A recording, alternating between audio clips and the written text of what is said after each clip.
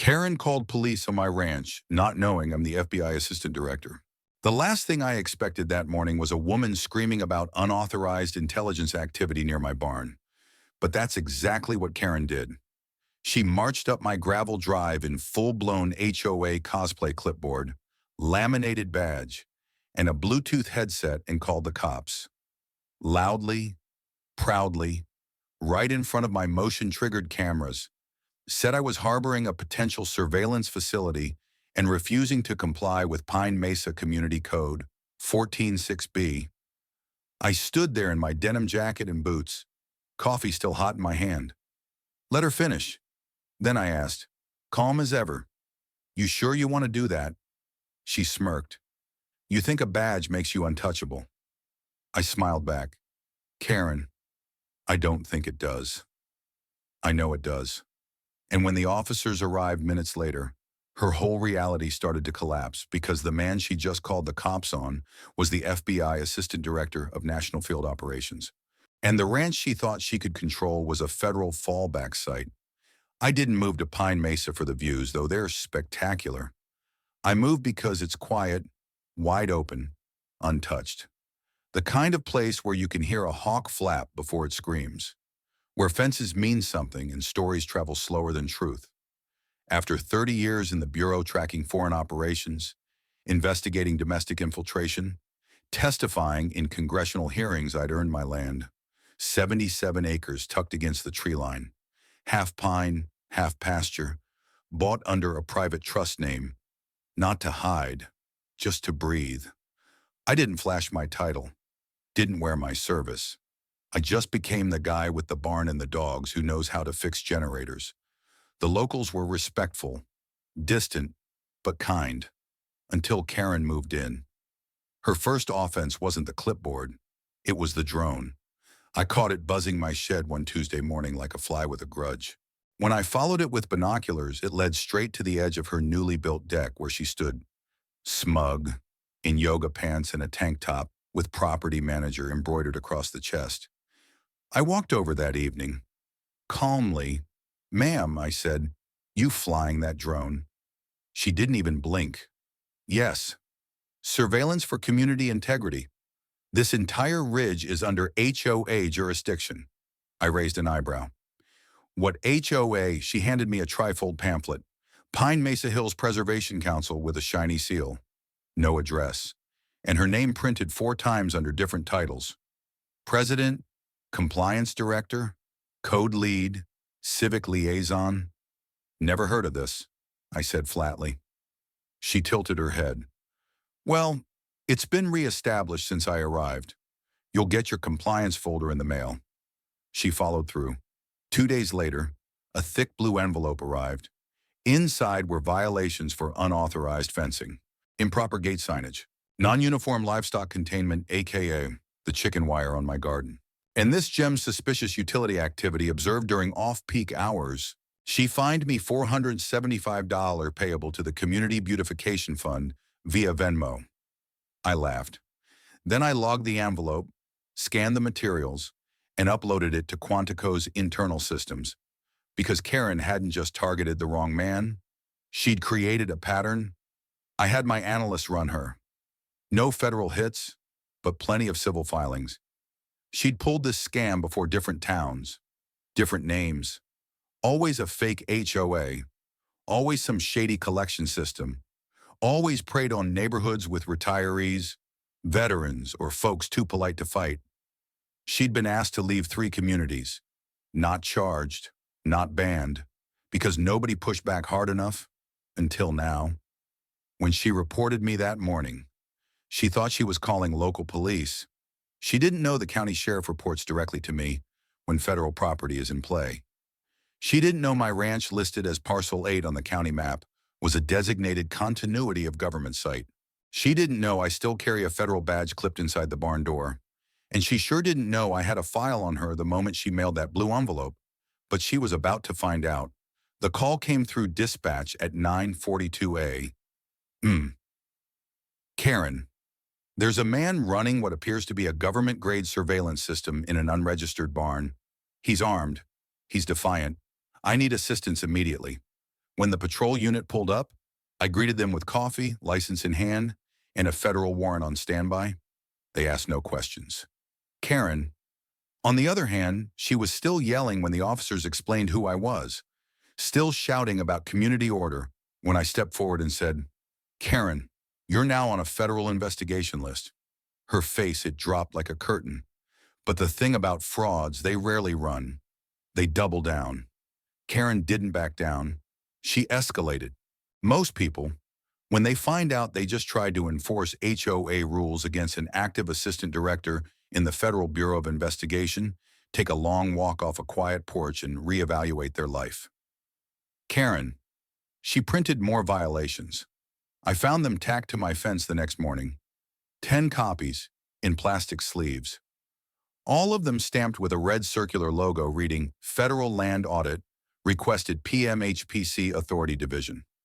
Below the suspected violation, unauthorized agricultural surveillance, fine amount $750. She even listed a hearing date in her own living room. Friday, Mesa PM. At the bottom, a QR code linked to a Venmo account. Again. This time, I didn't laugh. This time, I called Counter Fraud Division 8, the same team that breaks open Ponzi schemes and political ghost funds. Run her, I said, everything, civil, financial, interpersonal, digital. I want her blueprint. It didn't take long. Karen wasn't just playing pretend HOA. She was running a multi-state racket. Using fake nonprofit filings, she had registered no less than 7 community boards in the last 5 years, each one dissolved before legal action could catch up. She made her money off compliance fines, assessment dues, driveway improvement fees, even fake permit renewals for porch lights and windmills. She preyed on the elderly, on new homeowners, on towns where law enforcement was stretched thin, and the real HOA had either folded or never existed. The money went to shell accounts, then into travel funds, cosmetic procedures, and home improvement contracts that never existed. But now she'd made a mistake. She didn't just pick the wrong ranch. She picked the wrong jurisdiction, federal jurisdiction. I looped in the U.S. Attorney's Office, then scheduled a quiet dinner with Sheriff Laney, the state compliance auditor, and the county zoning chair. We didn't call it a task force. We called it Tuesday. The plan was simple. Let her escalate, document every notice, let her commit mail fraud by sending one across state lines, trigger federal wire fraud statutes by tracing her Venmo solicitations, hit her with everything simultaneously. But we needed one more thing, victims. So I walked the neighborhood, quietly, respectfully. The Walkers, the Chens, Miss Felice, who paid $200 annuity for a garden harmony consultation. All of them had Karen's notices. All of them felt ashamed. One man, a retired Marine, said it best as she made me feel like I had to explain myself. In my own damn house. That's what these people like Karen do. They don't just fine you. They erode your confidence one polite threat at a time. By Thursday, I had sworn affidavits from 27 homeowners across 3 counties. We traced over $68,000 in fake fines across Venmo, Zelle, and PayPal, all tied to community boards that didn't exist. Each one a digital breadcrumb. Each one federal evidence. And then came the break. She emailed me directly. Subject line, final opportunity before escalation body. Mr.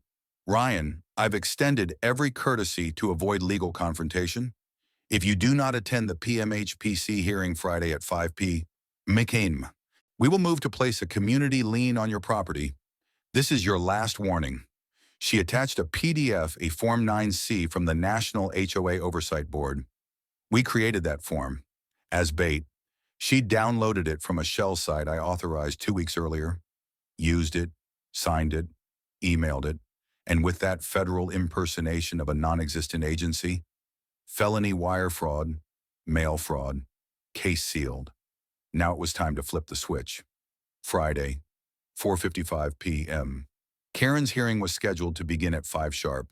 She converted her front porch into a fake courtroom, folding chairs lined up in rows, a Bluetooth speaker playing soft mediation tones, and a dollar store gavel resting on a spray-painted podium. 3 of her board members were in attendance. One was a yoga instructor she met at a farmer's market. Another was her hairdresser. The third, her cousin, flown in from out of state. All wore matching polo shirts with the PMHPC seals she'd designed herself.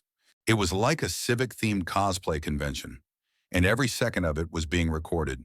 Because sitting discreetly among the audience, camouflaged in plaid and sunglasses, were 4 federal agents, a rep from the DOJ, and one very amused county judge. I stepped onto her porch at 5:03 p.m. She looked up from her compliance docket and said, "You're late." I said, "You're done." That's when Agent Halsey stood, flashed his badge, and said the words she never saw coming, Karen Ann Reeds.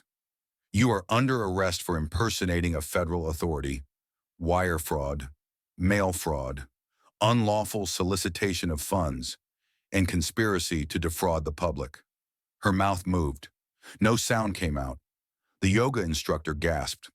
"Her cousin actually ran," Karen stammered. "You can't do this. This is my home. This is a protected mediation session. Under whose authority?" Halsey asked. She hesitated, then looked at me. That's when I unclipped my badge from inside my jacket, stepped forward, and said, "Federal Bureau of Investigation, Assistant Director Caleb Ryan."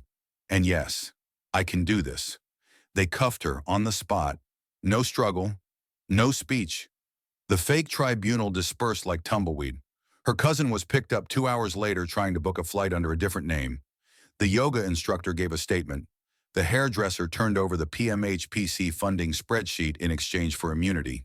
By Monday, the headlines read, "Fake HOA, Queen exposed FBI bus, multi-state fraud ring in small-town tribunal sting."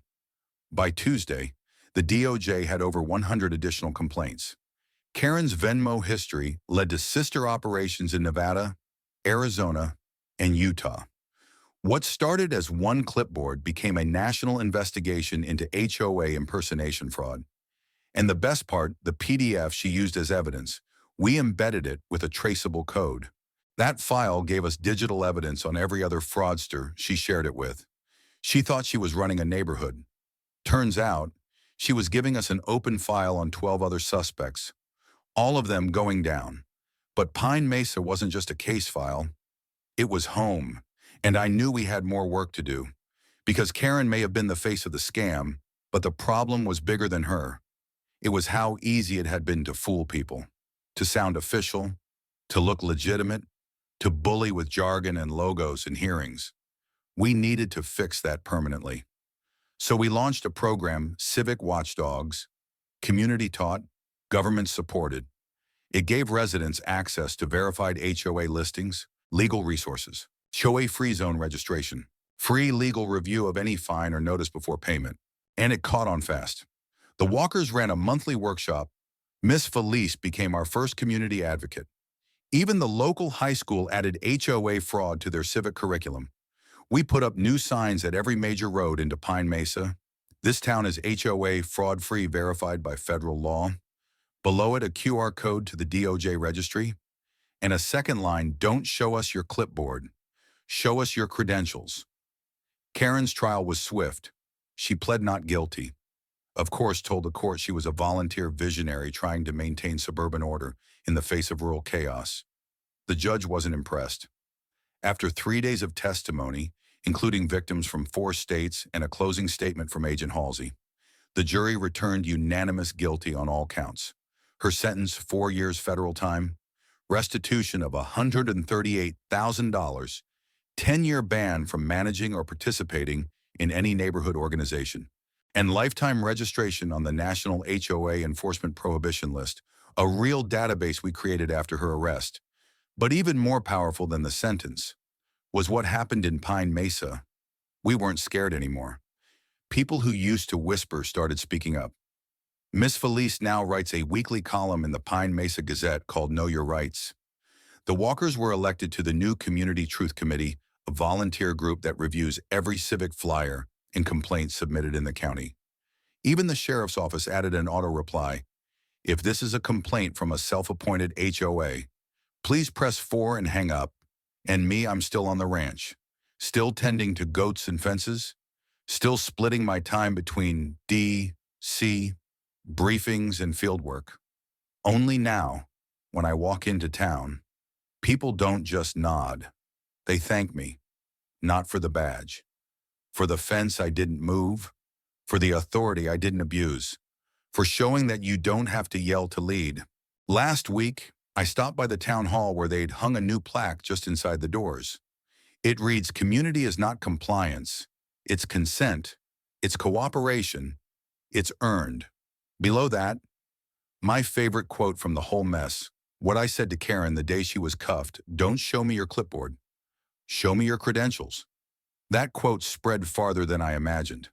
Towns across the country began using it. Local news anchors signed off with it. Even some HOA reformists had it printed on mugs. We'd started something bigger than a takedown. We started a reckoning. And maybe that's what justice really is. Not just punishing the frauds, but teaching the next generation how to see through them. Call to action. If someone demands compliance, ask for credentials. If someone hands you a fine, ask who gave them that right. If someone knocks with a badge you didn't vote for, authorize or recognize, ask them to leave. Because civic authority doesn't come from bold fonts or laminated seals. It comes from accountability, from truth, from neighbors who stand up not just for themselves, but for the quiet ones too scared to speak. You don't have to be the FBI to defend your home. Sometimes all you need is to know the law better than the liar.